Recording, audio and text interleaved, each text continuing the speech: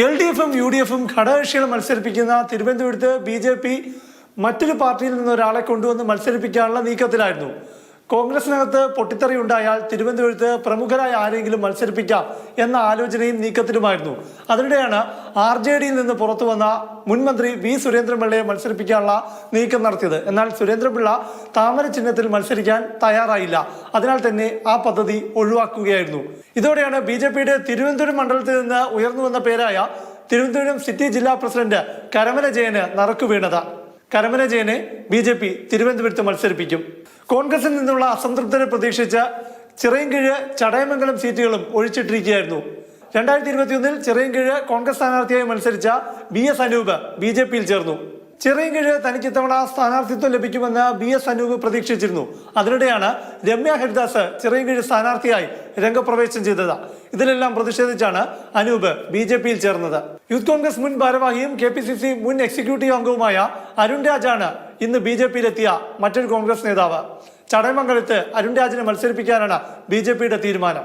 BJP സംസ്ഥാന അധ്യക്ഷൻ രാജീവ് ചന്ദ്രശേഖർ ഇരുവരെയും പാർട്ടിയിലേക്ക് സ്വീകരിച്ചു.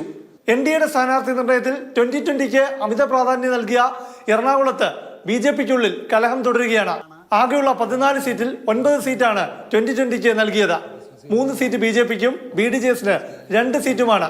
കഴിഞ്ഞ തവണ പെരുമ്പാവൂരിൽ മത്സരിച്ച BJP സ്ഥാനാർത്ഥിയും ഇപ്പോഴത്തെ സംസ്ഥാന വക്താവുമായ TP സിന്ധുമോൾ ദേശീയ നേതൃത്വത്തിന് പരാതി നൽകി.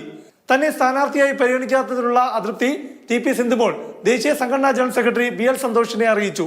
BJPയുടെ വനിതകളായ മറ്റ് സംസ്ഥാന ഭാരവാഹികൾക്കെല്ലാം സീറ്റ് നൽകിയിട്ടും തന്നെ മാത്രം അവഗണിച്ചതിനുള്ള അതൃപ്തിയാണ് BL സന്തോഷിനെ അവർ അറിയിച്ചത്.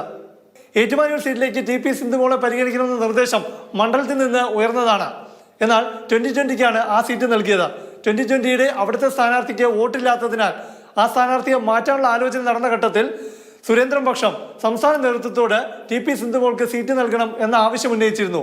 എന്നാൽ സംസ്ഥാന നേതൃത്വം ഘടകകക്ഷിക്ക് നൽകിയ സീറ്റ് മാറ്റാനാകില്ല എന്ന നിലപാടെടുക്കുകയായിരുന്നു. ഇതും പ്രതിഷേധമുയർത്തിയിട്ടുണ്ട്. 2 ദിവസം നീണ്ട UDFിലെ സ്ഥാനാർത്ഥി നിർണയവുമായി ബന്ധപ്പെട്ട ചർച്ചകളെല്ലാം അവസാനിച്ചെങ്കിലും NDAയിലെ സ്ഥാനാർത്ഥി നിർണയം പൂർത്തിയായിട്ടില്ല. ഘടകകക്ഷിയായ BDJSന്റെ സീറ്റുകളിലടക്കം ഇപ്പോഴും സ്ഥാനാർത്ഥി നിർണയം പൂർത്തിയായിട്ടില്ല. പ്രശാന്ത് കൃഷ്ണ, മാതൃഭൂമി ന്യൂസ്, തിരുവനന്തപുരം.